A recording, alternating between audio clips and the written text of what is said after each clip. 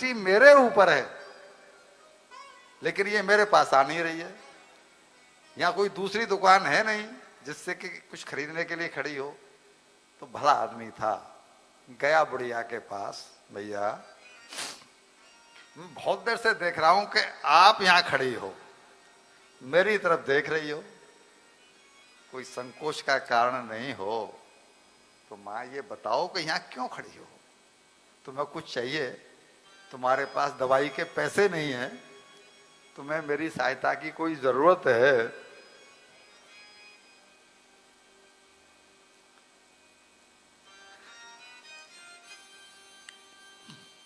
हाँ, मुझे जरूरत है, दवाई चाहिए। ओ बेटा, मेरे पास पैसे भी हैं, मुझे पैसे की भी समस्या नहीं है। तो माई बताओ ना, क्या दवाई दूं? बेटा, मुझे भूलने की दवाई चाहिए। मेरे 2 बेटे हैं, बड़े शहर में रहते हैं, दोनों के 2-2, 3-3 बच्चे भी हैं। वो हर साल छुट्टी मनाने के लिए मेरे पास आते थे। जब बच्चों की छुट्टियां होती थी तो मेरे पास आते थे और आकर के मेरे साथ कुछ दिन रहते थे।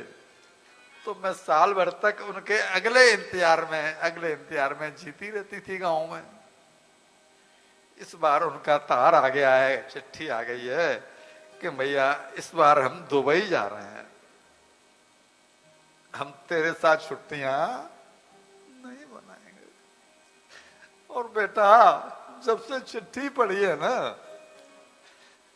तब से मेरी नींद गायब हो गई है। मैं उनकी याद में रोती रहती हूँ, मुझे नींद नहीं आती। बेटा, तेरे पास कोई ऐसी दवाई हो जिससे कि मैं उन्हें भूल जाऊं, तो मुझे वो दवाई।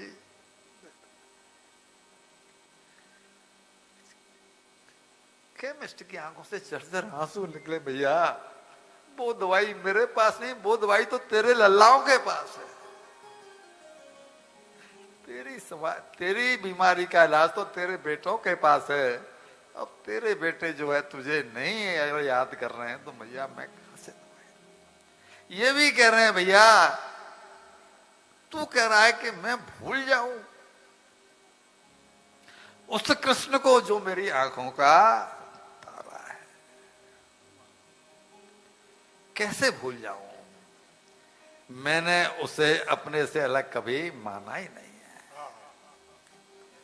और इसी तरह रोते रोते, बहुत लंबा प्रसंग है, समय की सीमा है, मैं भी ज्यादा भावुक हो जाता हूं तो मेरे सर में भी दर्द हो जाता है, इसलिए आपसे माफी चाहता हूं। प्रसंग को शॉर्ट करके आगे बढ़ता हूं। इसलिए किसी समाधान के बिना ही रात बीत गई। गोपियों को मालूम पड़ा कि कोई उद्धव नाम का व्यक्ति आया है रथ लेकर के, वही वाला रथ जिसे लेकर के अक्रूर आया था।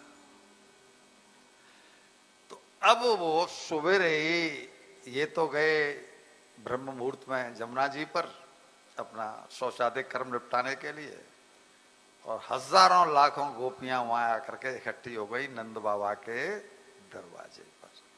जुरे आई भीड़ नंद पौरी पे युवतीन की, भीड़ इकट्ठी हो गई। कहाँ है उद्धव? बोला यमुना जी गए हैं, कब लौट के आए इस इंतजार में बैठी है। उद्धव जी आए, उद्धव जी का बड़ा सम्मान किया, प्रणाम किया। क्यों? कृष्ण के मित्र हैं तो सम्मान किया।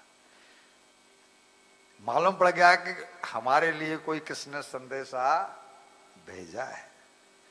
तो जब तक संदेशा नहीं सुन लेंगे, संदेशा का क्या प्रयोजन था कि कृष्ण ने बोला होगा कि मैं तब आऊंगा, आने का ही संदेशा तो भेजा होगा।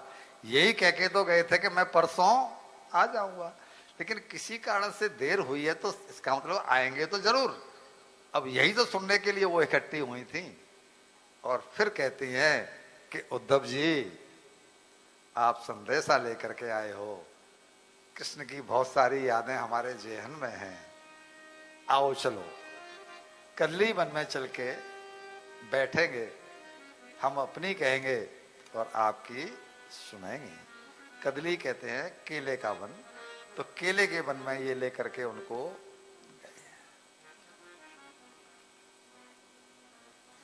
राजेंद्र ना राजेंद्र अपना राजेंद्र नाथ महाराज,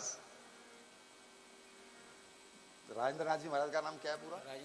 राजेंद्र दास जी, वृंदावन के राजेंद्र दास जी महाराज, मल्लोक पीठ वाले राजेंद्र दास जी महाराज सुनाते थे।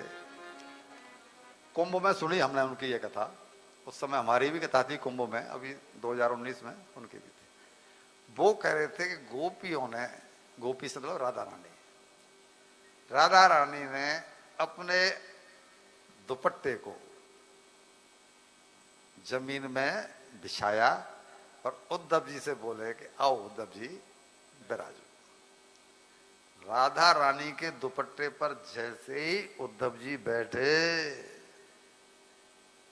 साक्षात आह्लाद नहीं सकते, और दुपट्टे के स्पर्श मात्र से उनके अंदर कुछ कुछ भक्ति का, प्रेम का आविर्भाव होने। भक्ति छूत का रोग है, छूत का। अभी मैंने कहा कि भजन भजन को खींचता है, सत्संग सत्संग को खींचता है। आप सत्संगी के संग रहोगे तो आपको ये रोग लगेगा ही। कथावाचक एक ही काम करते हैं, आपको रोगी करने का। कथावाचक आपको रोगी करते हैं, कथावाचक रोगी करते हैं। इसीलिए बहुत समझदार श्रोता कथावाचकों के पास जाते नहीं हैं कि हम रोगी क्यों हों। यहां वो ही आते हैं जिनको रोगी होने का शौक हो। ये छूत की बीमारी है। और फिर भगवान कृष्ण का समाचार पूछा, हमारे प्राण प्यारे कैसे हैं? कभी हमको याद करते हैं?